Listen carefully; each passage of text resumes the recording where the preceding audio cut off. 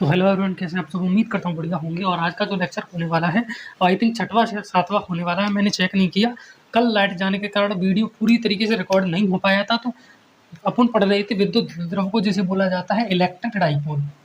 Electric dipole, ठीक है। पहले मैं इस इलेक्ट्रिक डाइपोल को आपको कवर करवा देता हूँ। निरच्च की स्थिति में पढ़ने वाले थे, और उसके बाद किसी भी रैंडम थीटा पर जो बल लगने वाला है उसको देखेंगे। और फिर किसी जो एक समान विद्युत क्षेत्र होता है उसके अंदर अगर उन दो द्रव को रख दो तो उस पर जो विद्युत क्षेत्र क्रिएट होता है उसकी वैल्यू कितनी है उसको देखने वाले हैं। एक तरीके से बलागुण लगता है उसको देखने वाले हैं, ठीक है। स्टार्ट करते हैं। इलेक्ट्रिक डाइपोल के निरच्ची स्थिति में इलेक्ट्रिक डाइपोल क्या होता है, आप सभी को पता होगा। अपने पास दो आवेश हैं, एक है प्लस क्यू, एक है माइनस क्यू। ये एक दूसरे से दो एक ही दूरी पर रखे हुए हैं, है ना। ये एक दूसरे से दो ए दूरी पर रखे हुए हैं। मैं क्या करता हूँ, इनके बीच में एक पॉइंट ओ बना देता हूँ। तो यहाँ से यहाँ तक की दूरी ए हो गई, और यहाँ से यहाँ तक की दूरी ए हो गई, और टोटल दूरी कितनी हो गई है, 2a हो गई। अब इससे बिल्कुल निरच्च में, निरच्च का अर्थ होता है ऊपर, जैसे कोई सीधी लाइन है उसके मैं एकदम लंबवत एक ऊपर लाइन बना दूं तो उसे निरच्च कहते हैं। तो ये मैंने एक लंबवत लाइन बना दी। यहाँ पर मैं किसी आवेश को रख दूं प्लस क्यू को, ठीक है। तो उस पर लगने वाला बल, कल मैंने विद्युत क्षेत्र बता दिया था आपको, उसमें विद्युत क्षेत्र को देख लें। अगर आपसे बल पूछे तो बल किस तरीके से निकालना है आज की वीडियो में वो बता देता हूँ, ठीक है। ये मान के चलिए आर दूरी पर रखा होता है, आर दूरी मान के चलते हैं। R4 क्या होता है, ये जो दूरी है आवेश के मुख्य बिंदु से विद्युत द्रव के जो बीच का बिंदु होता है उससे लेकर प्लस क्यू आवेश, या फिर इसे एक अंक आवेश भी बोल सकते हो, उसकी यहाँ तक की दूरी। अब मैंने इसको यहाँ से जोड़ दिया, इसको यहाँ से जोड़ दिया, और यहाँ से यहाँ तक की दूरी, यहाँ से यहाँ तक की दूरी किस तरीके से निकालेंगे पहले वो देखेंगे, ठीक है। पहले एक चीज और चेक कर लो, ये माइनस क्यू आवेश है, ये प्लस क्यू आवेश है। माइनस क्यू आवेश प्लस क्यू आवेश को अपनी ओर आकर्षित करेगा, ठीक है। तो मान लीजिए एफ बल से वो अपनी ओर आकर्षित कर रहा है। अब ये प्लस क्यू आवेश को इधर की ओर प्रतिकर्षित करेगा। मान लीजिए वो एफ बल से प्रतिकर्षित कर रहा है। अब ये एफ और ये एफ तो दोनों बराबर हो गए, तो बराबर ही होंगे, क्योंकि बल का सूत्र मैंने आपको क्या बताया था, एफ इज इक्वल टू के Q1 Q2 बटा आर स्क्वायर, है ना। यानी दूरी उनके बीच की कितनी है और उनका जो आवेश है वो कितना है। तो आवेश तो दोनों का समान ही है, ये Q है और ये स्मॉल q है। इधर ये Q है, ये स्मॉल q है। तो दोनों आवेश लिए जाते हैं, एक तो जिसके कारण बल लग रहा है, दूसरा जिस पर बल लग रहा है। इसके कारण बल लग रहा है वो Q है, और इस पर बल लग रहा है वो स्मॉल q है।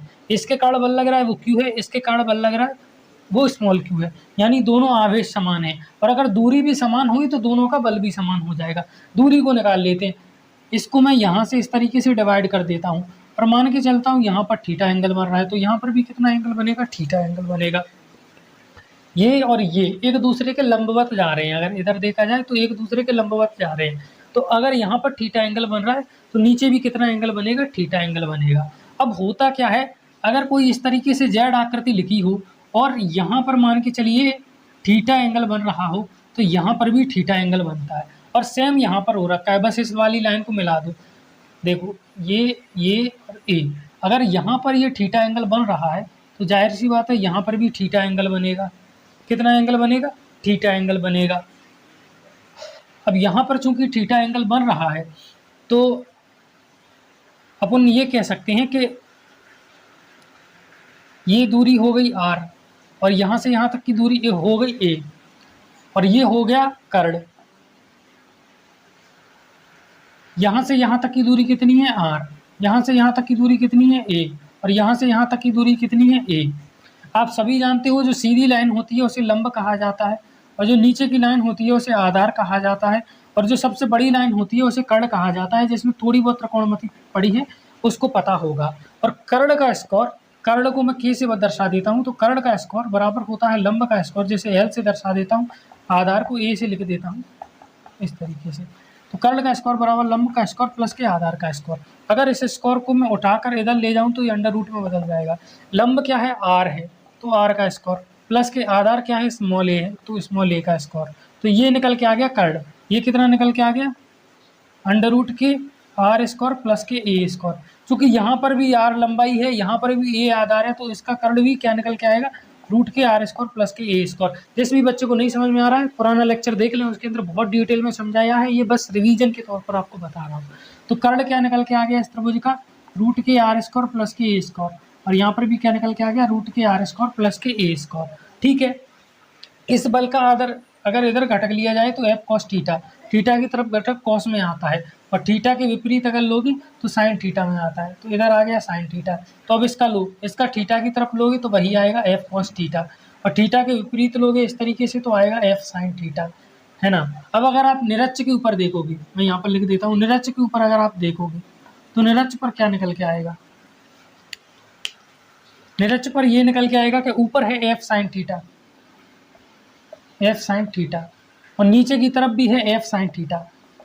अब जब दो बलों की दिशा एकदम विपरीत होती है तो घट जाते हैं। इधर से मैं 10 न्यूटन का धक्का लगा रहा हूँ, इधर से 5 का लगा रहा हूँ, तो 10 में से 5 गए तो 5 बचे, यानी 5 न्यूटन का धक्का इधर लग रहा है।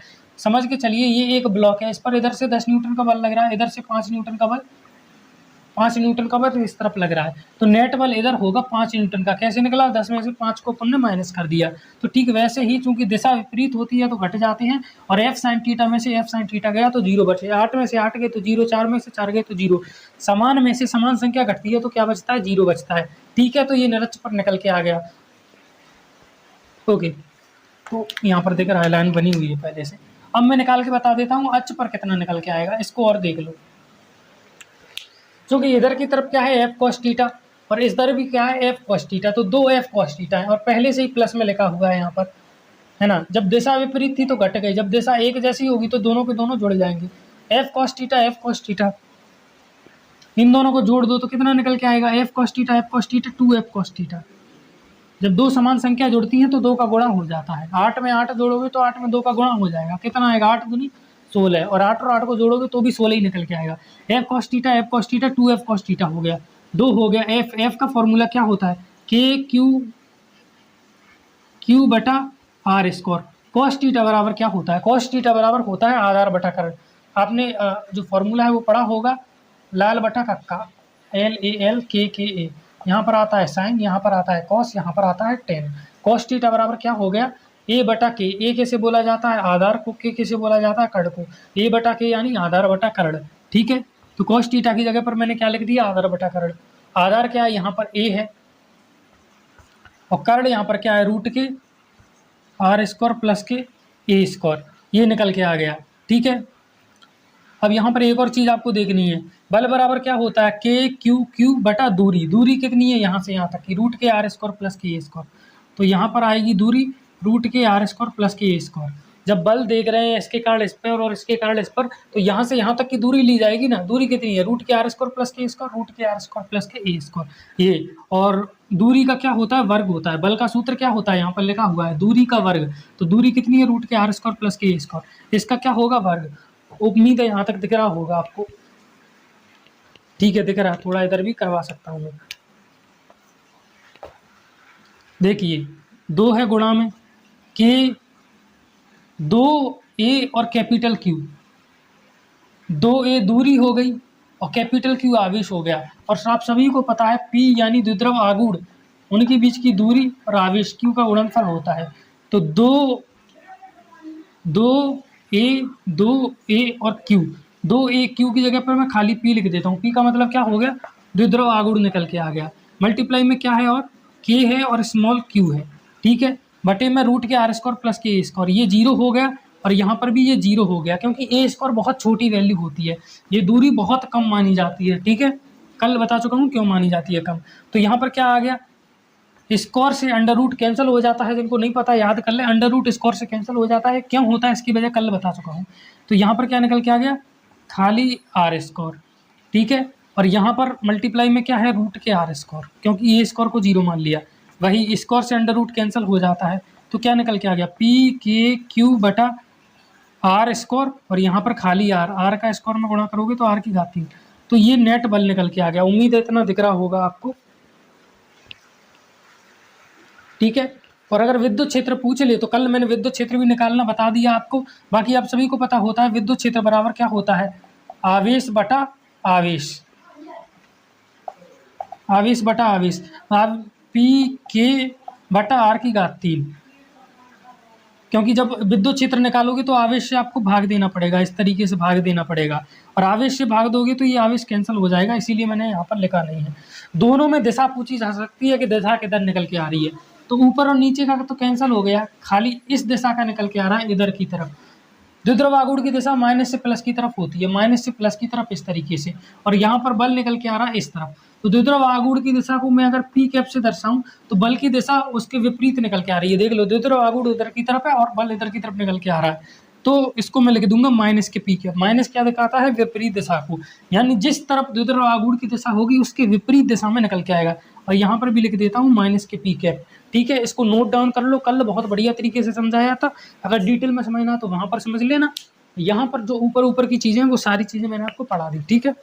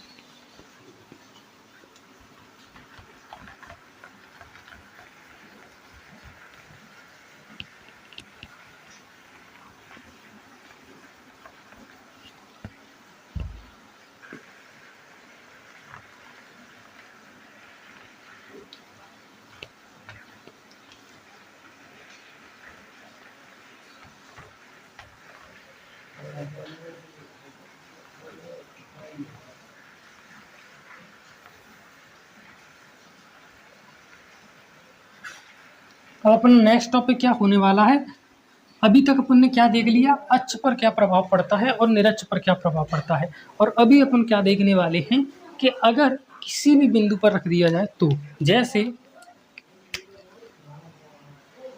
ये है अपना माइनस क्यू आवेश और ये है अपना प्लस क्यू आवेश, वही इन दोनों के बीच की दूरी को अपन 2a लेके चलते हैं। ठीक है, 2a लेके चलते हैं और यहाँ कहीं पर आपको रख दिया गया है प्लस क्यू आवेश। अब बोलेगा यहाँ पर विद्युत क्षेत्र कितना क्रिएट हो रहा है वो बताएं तो जानो। हम सभी जानते हैं यहाँ से यहाँ तक की दूरी कितनी हो गई, ओ निकल के आ गई। ठीक है, और यहाँ से यहाँ तक की जो लंबाई है वो अपन r मान के चल रहे हैं, वही मान के चलते हैं, दूरी को r मान के चलते हैं। अब चूंकि ये यहाँ से ऊपर की तरफ जा रहा है तो डेफिनेटली यहाँ पर कोई ना कोई एंगल बना रहा होगा, उसको अपन थीटा मान के चलते हैं। ठीक है, क्योंकि वो बताएगा कि द्विध्रुव से कितनी दूरी पर यानी कितने एंगल पर जो आपका विद्युत क्षेत्र है वो आपको ज्ञात करना है। ठीक है, अभी अपन विद्युत क्षेत्र निकालने वाले हैं। आप समझ गए होंगे अगर बल निकालना हो तो कैसे निकालते हैं, विद्युत क्षेत्र निकालना हो तो कैसे निकालते हैं। अभी तो अपन विद्युत क्षेत्र निकालने वाले हैं इस बिंदु के ऊपर। कैसे निकालें अब वो देखिए। अगर इस तरीके से निकालने को बोल दिया जाए तो हम सभी जानते हैं तो द्विध्रुव आघूर्ण की दिशा होती है वो होती है माइनस क्यू से प्लस क्यू की तरफ। तो यहाँ पर द्विध्रुव आघूर्ण की दिशा होगी कुछ इस तरीके से, तो मैं इसे यहाँ पर बना देता हूँ। पी वेक्टर की दिशा होगी कुछ इस तरीके से। अब मैंने आपको क्या बताया था, अगर आप किसी भी चीज़ के घटक लेते हो तो जिधर थीटा है उस तरफ घटक आता है कॉस में, और जिधर थीटा नहीं है उस तरफ घटक आता है साइन में। तो देखो पी वेक्टर और इधर थीटा बन रहा है। पी वेक्टर का यदि आप ऊपर की तरफ घटक निकाल के लोगे तो निकल के आएगा पी कॉस थीटा, और जिधर थीटा नहीं है उधर लंबवत लोगे तो क्या निकल के आएगा पी साइन थीटा। इतना आपको पता होगा, मैं बहुत बार समझा चुका हूँ कि ये अगर आपके पास पी वेक्टर दे रखा है, ठीक है, और यहाँ पर आपको थीटा एंगल दे रखा है, तो जिधर थीटा है उसकी तरफ कितना आएगा पी कॉस थीटा, और जिधर थीटा नहीं है उस तरफ उसके लंबवत जस्ट कितना निकल के आएगा पी साइन थीटा निकल के आएगा। तो इस तरीके से घटक करना अब तक आपको आ जाना चाहिए।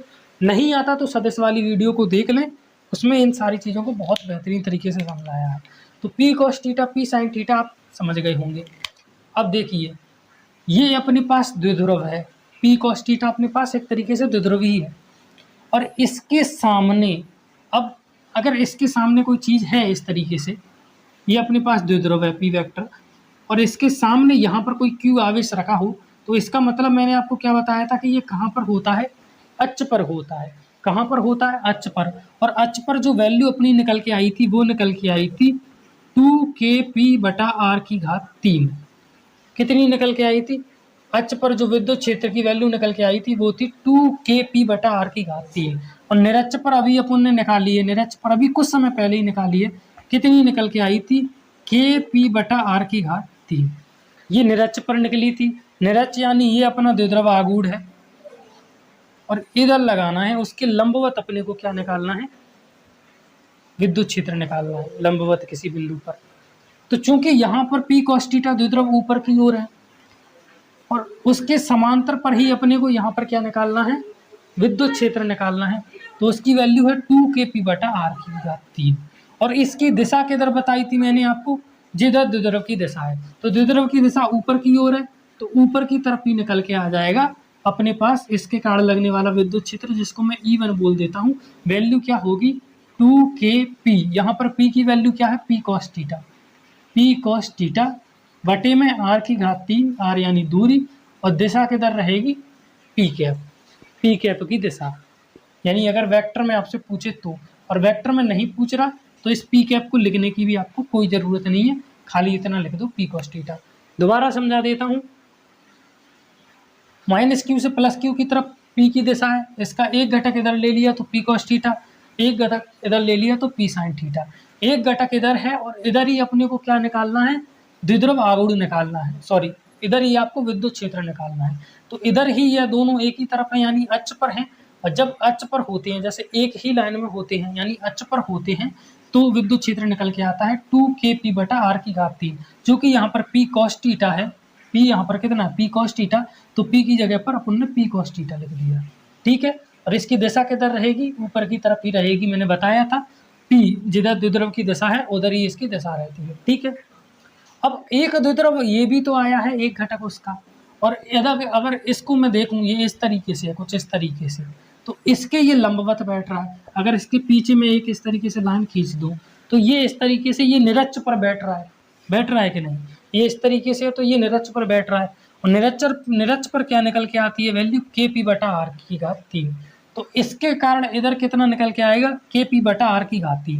और निरक्ष पर जो बल लगता है या जो विद्युत क्षेत्र होता है उसकी दिशा बताई थी अभी आपको -kp बताई थी, अभी यहाँ पर लिखा था -kp, यानी जिधर अपना द्विध्रुव आगूढ़ है जो कि इधर की तरफ है ये, तो इसके विपरीत अगर द्विध्रुव आगूढ़ इधर की तरफ है, ये एरो बना भी रखा है, तो इसके विपरीत यानी इधर की तरफ अपना दूसरा विद्युत क्षेत्र क्रिएट होगा और जिसकी वैल्यू होगी k, p की जगह पर यहाँ पर आएगा p sin थीटा बटे r3, ठीक है। पहला निकाल लिया अक्ष के कारण ये, फिर निकाल लिया निरक्ष के कारण, p की जगह पर p cos थीटा आ गया और यहाँ पर p की जगह पर p sin थीटा आ गया, जस्ट वैल्यू चेंज कर दिया अपने, और ये अपना E2 निकल के आ गया। ये r दूरी है और बहुत बेहतरीन तरीके से समझ में आए, इसीलिए मैं इनको बॉक्स में भी बंद कर देता हूँ ताकि आपको कोई कन्फ्यूजन ना हो समझने में चीज़ों को, ठीक है। ये समझ गए, थोड़ा डायग्राम इसी तरीके से बनता है, उसमें कुछ नहीं किया जा सकता। तो E1 और E2 इस तरीके से निकल के आ गए। अब अपने को निकालना है कि नेट विद्युत क्षेत्र इसके ऊपर कितना क्रिएट हो रहा है। तो एक ऊपर की तरफ है और एक इधर की तरफ है, तो नेट बल इनके बीच में जाता है इधर की तरफ, ई नेट जिसे मैं बोल देता हूँ। अब नेट बल इधर क्यों जाता है, इसको मैं एक एक्सपेरिमेंट से भी आपको करवा सकता हूँ। देखिए ये हमारे पास एक रस्सी है, ठीक है, और इस रस्सी को मैं कुछ इस तरीके से कर लेता हूँ, एक आगे की तरफ है और एक ऊपर की तरफ है। तो अकॉर्डिंग टू मी इस पर बल किधर लगना चाहिए, अगर मैं दोनों तरफ लगाऊं तो नेट बल आगे बीच की ओर लगना चाहिए। ऐसे देखिए किधर लग रहा है, आगे की ओर, ठीक है। तो अगर हमारे पास कोई इस तरीके से रस्सी वगैरह है और इसको आप ऊपर की तरफ खींचो, इसको आप इधर की ओर खींचो, तो नेट बल इसमें बीच की ओर लगता है। क्यों लगता है ये सदिश में समझाया जाता है, यहाँ पर समझाने वाली बात नहीं, यहाँ पर मैं केवल आपको करके दिखा सकता हूँ। करके कैसे, देखो ये रस्सी ऊपर की ओर कर ली और ये मैंने आगे की ओर कर ली। अब दोनों को अगर मैं ऊपर की तरफ बल लगाऊं तो नेट बल आगे की तरफ जाना चाहिए। देखिए ये जो बीच की सिरा है, यहाँ पर गांठ अगर आपको दिख रही होगी तो ये ऊपर की ओर जा रही है। क्यों, क्योंकि इसके ऊपर जो नेट फोर्स लग रहा है वो इधर की ओर लग रहा है, ठीक है। तो ये जस्ट समझाने के लिए बताया था आपको। तो नेट फोर्स बीच में लगता है, और सदिश में मैंने आपको क्या बताया था कि जब इस तरीके से आपको दो बल दिए हों और आपको नेट निकालना हो तो उसका सूत्र क्या होता है। जैसे मान लीजिए एक वेक्टर ये ऊपर की तरफ है और एक वेक्टर इधर की तरफ है बी वेक्टर, इन दोनों के बीच में यहाँ पर थीटा एंगल बन रहा है। तो नेट अगर आपसे पूछे तो कितना निकल के आएगा, जो आपसे पूछ रहा है, तो उसका सूत्र होता है अंडर रूट के पहले ए का स्क्वायर करो, फिर बी का स्क्वायर करो, फिर के 2ab cos थीटा, ये फॉर्मूला होता है। अब इसी को लगाते हैं अपन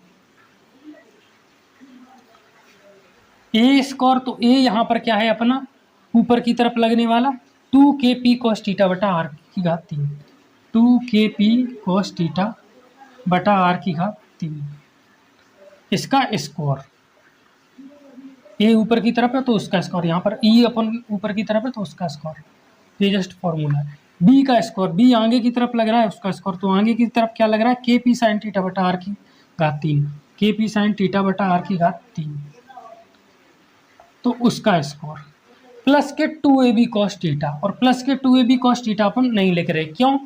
क्योंकि यहाँ पर क्या है cos थीटा, थीटा यहाँ पर क्या आएगा एंगल आएगा। चलो मैं लिख के ही बता देता हूँ ताकि आपको और बेहतरीन तरीके से समझ में आ जाए, पर उसके लिए मुझे ये मिटाना पड़ेगा थोड़ा।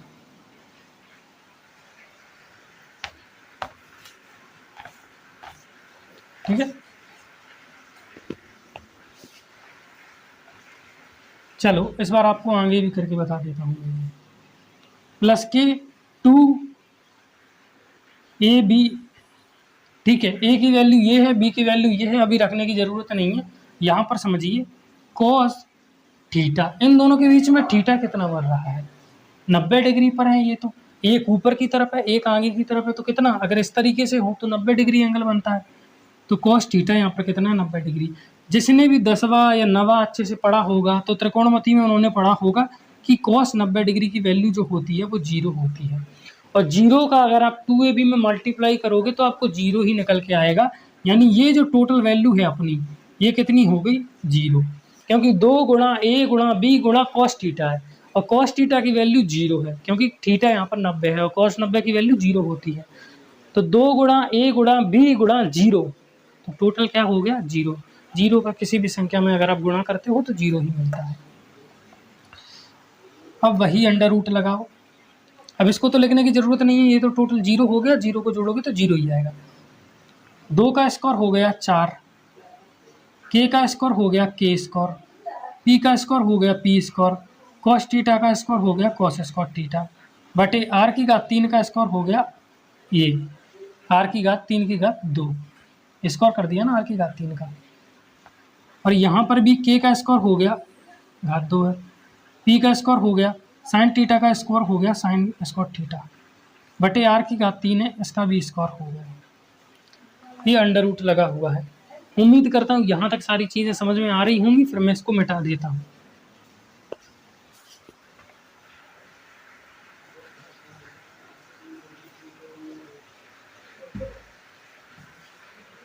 ठीक है, अब आगे करवाते हैं आपको के square P square cos square theta. तो यहाँ पर के स्क्वायर पी स्क्वायर, इसको देखो जरा, के स्क्वायर पी स्क्वायर आर की घात 3 की घात 2 आर की घात 3 की घात 2 के स्क्वायर पी स्क्वायर, यानी ये चीज़ें दोनों में एक जैसी हैं, तो ये मैंने कॉमन ले ली, के ले लिया कॉमन, के स्क्वायर ले लिया कॉमन, पी स्क्वायर ले लिया कॉमन, और आर की घात 3 की घात 2 भी मैंने कॉमन ले लिया।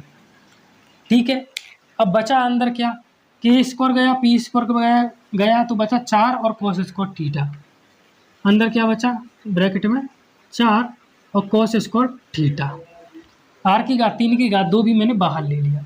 इसमें से भी के की घात 2 गया, पी की घात 2 गया, आर की घात 3 की घात 2 गया, बचा क्या खाली sign square theta, sign square theta. अब के की घात भी 2 है, पी की घात भी 2 है, आर की घात 3 की घात भी 2 है, तो सबसे मैं 2 हटाकर यहाँ पर होल में 2 लगा देता हूँ, होल ब्रैकेट में 2। तो स्क्वायर का मतलब होता है के का स्क्वायर पी का स्क्वायर आर की घात 3 का स्क्वायर, सभी का स्क्वायर था तो ब्रैकेट में स्क्वायर लगा दिया। आप सभी जानते हो स्क्वायर से अंडर रूट कैंसिल हो जाता है, तो के पी बटा आर की घात 3 ये अपना बाहर निकल के आ गया, अंदर बचा 4 कॉस स्क्वायर थीटा प्लस के sign square theta. 4 cos square theta को मैं लिख सकता हूँ 3 कॉस स्क्वायर थीटा प्लस के कॉस स्क्वायर थीटा। भाई 3 कॉस स्क्वायर थीटा में कॉस स्क्वायर थीटा जोड़ोगे तो 4 कॉस स्क्वायर थीटा हो जाएगा। कॉस स्क्वायर थीटा को आम मान के चलो तो 3 आम में 1 आम और जोड़ दोगे तो 4 आम हो जाएगा। तो वैसे ही 3 कॉस स्क्वायर थीटा में 1 कॉस स्क्वायर थीटा जोड़ दोगे तो टोटल 4 कॉस स्क्वायर थीटा हो जाएगा। प्लस में तो साइन स्क्वायर थीटा है ही। Sine square theta cos square theta कितना होता है 1, और इधर क्या है 3 कॉस स्क्वायर थीटा। ये अंडर रूट से बाहर नहीं निकले, चूंकि इसका स्क्वायर हो रखा था तो ये बाहर निकल गए। अंडर रूट में क्या बचे 3 कॉस स्क्वायर थीटा प्लस के 1, और ये निकल के आ गया अपना ई नेट। यहाँ पर ये भी लिख देता हूँ कि नेट ही कितना है। अब इसको मैं एक और बार समझाने वाला हूँ आपको, तो पहले यहाँ तक नोट कर लो। बहुत ईजी है। किसी भी एंगल थीटा पर उसने पूछा है, द्विध्रुव आघूर्ण माइनस से प्लस क्यू की तरफ होता है। थीटा की तरफ घटक लोगे तो पी कॉस थीटा, लंबवत लोगे तो पी साइन थीटा। क्योंकि पी कॉस थीटा ऊपर की तरफ जा रहा है और जो बिंदु है वो भी ऊपर की तरफ ही है, दिशा भी दोनों की एक ही है और अक्ष भी दोनों का एक ही है। तो अक्ष पर अपन ने ये फॉर्मूला लगा के निकाला था पिछली से पिछली क्लास में। ये आगे की तरफ है और ये उसके लंबवत है।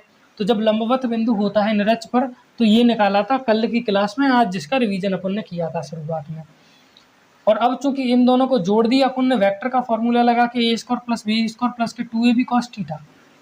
तो ए स्क्वायर की वैल्यू रख दी यानी ऊपर लगने वाले बल की, फिर इस वाले बल की भी वैल्यू रख दी अपन ने। Cos theta 2ab cos theta ये 0 हो गया क्योंकि यहाँ पर थीटा 90 डिग्री है और थीटा 90 डिग्री होता है तो ये पूरी वैल्यू 0 हो जाती है। क्या हो जाती है इसके पीछे का लॉजिक मैंने यहाँ पर समझा दिया, नहीं आया तो वीडियो को रिवाइंड करके देख लेना। के पी आर की घात 3, के पी आर की घात 3 दोनों में कॉमन आ रहा था तो के पी आर की घात 3 अपन ने बाहर निकाल लिया। स्क्वायर था तो दोनों का स्क्वायर भी बाहर निकल के आ गया। अब बचा क्या 2 कॉस थीटा का स्क्वायर तो हो गया 2 का स्क्वायर 4 कॉस थीटा का स्क्वायर कॉस स्क्वायर थीटा, और खाली यहाँ पर साइन थीटा का स्क्वायर तो हो गया sign square theta. 4 cos square theta और साइन स्क्वायर थीटा था। हम सभी जानते हैं साइन स्क्वायर थीटा और कॉस स्क्वायर थीटा बराबर 1 होता है। तो साइन स्क्वायर थीटा और इसमें से 1 कॉस स्क्वायर थीटा। अब 4 कॉस स्क्वायर थीटा में से 1 कॉस स्क्वायर थीटा निकाल लिया तो 3 कॉस स्क्वायर थीटा बचा, और वो 1 कॉस स्क्वायर थीटा लगा के अपन ने साइन स्क्वायर थीटा में जोड़ दिया। साइन स्क्वायर थीटा में कॉस स्क्वायर थीटा जुड़ा तो 1 आ गया। बाकी ये मैंने यहाँ पर करके भी दिखा दिया। और ये के पी बटा आर की घात 3/2 इस पर अंडर रूट था वो हट गया क्योंकि स्क्वायर से अंडर रूट कैंसिल हो जाता है, और ये आपके पास फिर ई नेट की वैल्यू निकल के आ गई।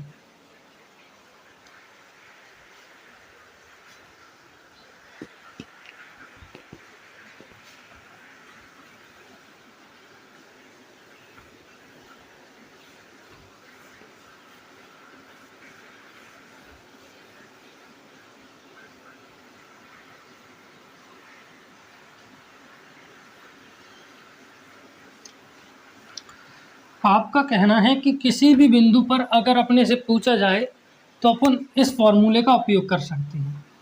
ये विद्युत क्षेत्र लगता है अपन ने निकाला था कि जो अक्ष में लगने वाला विद्युत क्षेत्र है वो कितना होता है 2kp/r की घात 3, यही लगता है अक्ष में।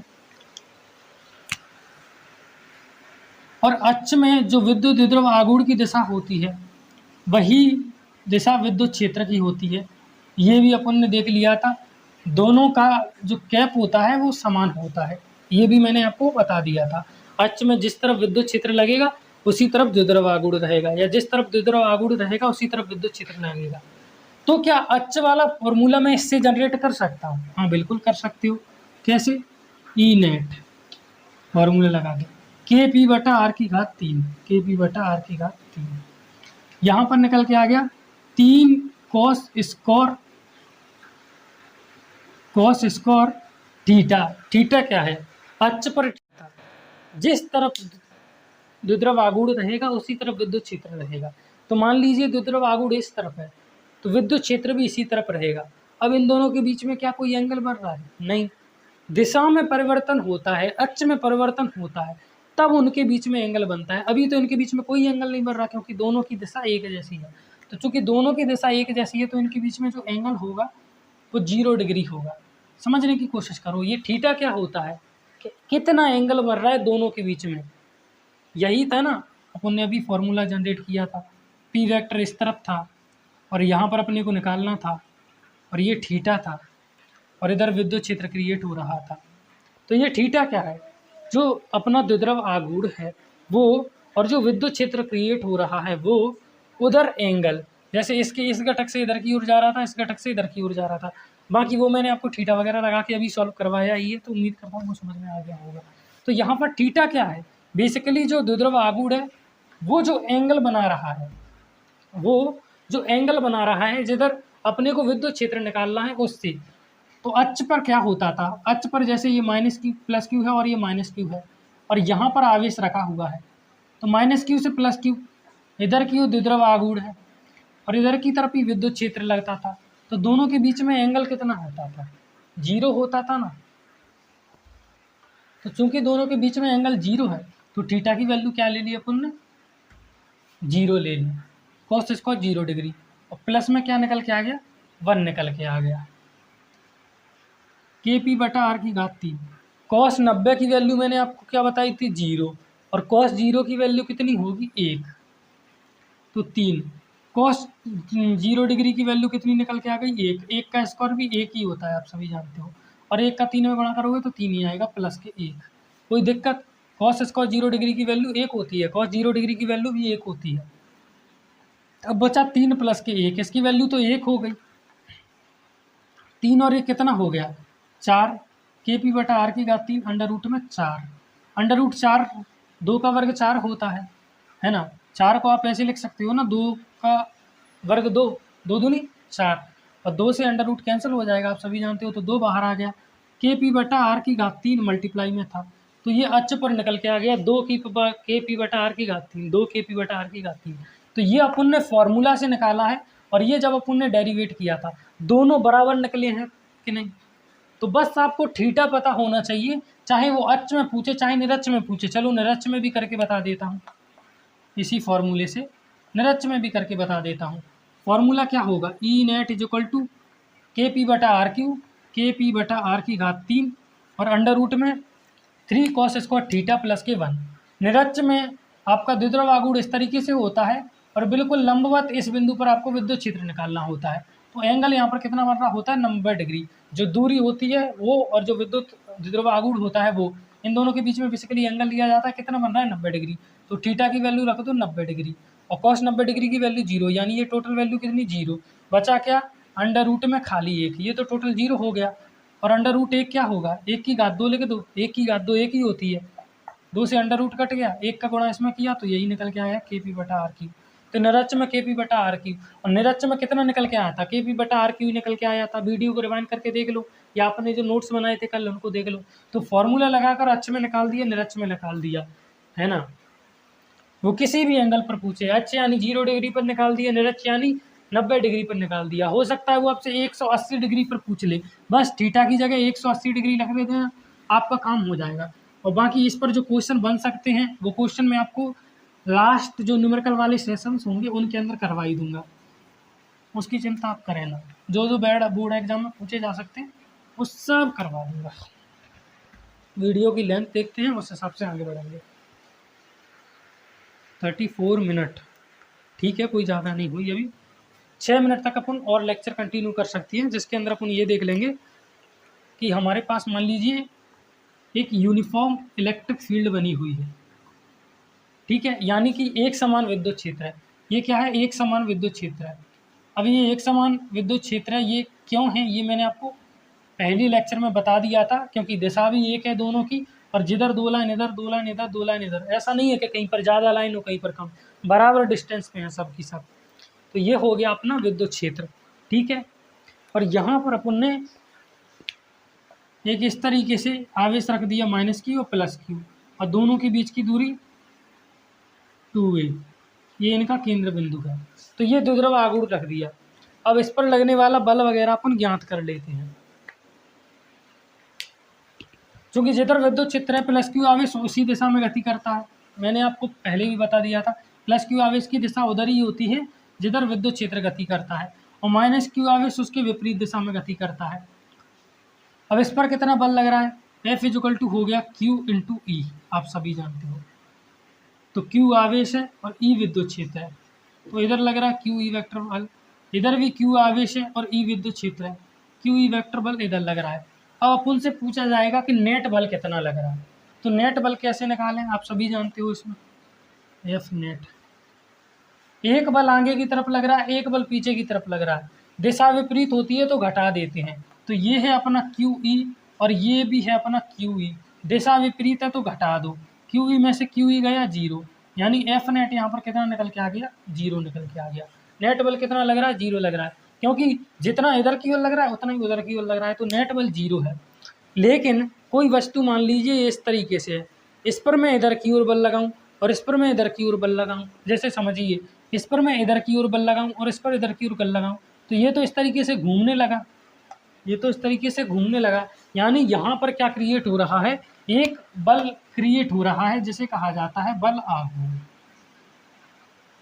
और इस बल आघूर्ण का सूत्र क्या होता है, इसे टाउ से दर्शाते हैं।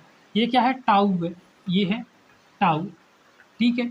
बल आघूर्ण बराबर क्या होता है, जो बल लग रहा है वो एफ है ना, और जो उसकी लंबवत दूरी है वो, दोनों क्रिया रेखाओं की, यानी एक बल ये लग रहा है तो ये इसकी क्रिया रेखा हो गई, इसे बोलते हैं क्रिया रेखा, और एक बल ये लग रहा है तो ये इसकी क्रिया रेखा हो गई, और दोनों की जो लंबवत दूरी है वो, तो इस दूरी में जो बल लग रहा है, बल कितना लग रहा है, क्यू ई बल लग रहा है, इसका गुणा कर दो तो बल आघूर्ण निकल के आ जाता है।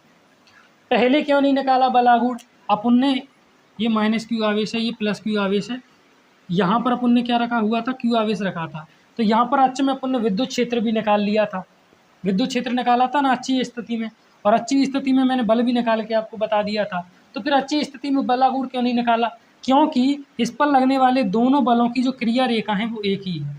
ये माइनस क्यू आवेश इस पर इधर की ओर बल लगाएगा और प्लस क्यू आवेश इधर की ओर बल लगाएगा, तो दोनों की क्रिया रेखा एक ही है ना, और जब क्रिया रेखा एक ही होती है तो इनके बीच की दूरी 0 हो जाती है, तो बल आघूर्ण, यहाँ पर बल आघूर्ण कितना हो गया, 0 हो गया। और निरच्च की कंडीशन में भी अब अगर आप देखोगे तो उसमें भी यही होता है। निरच्च में होता क्या है, इस तरीके से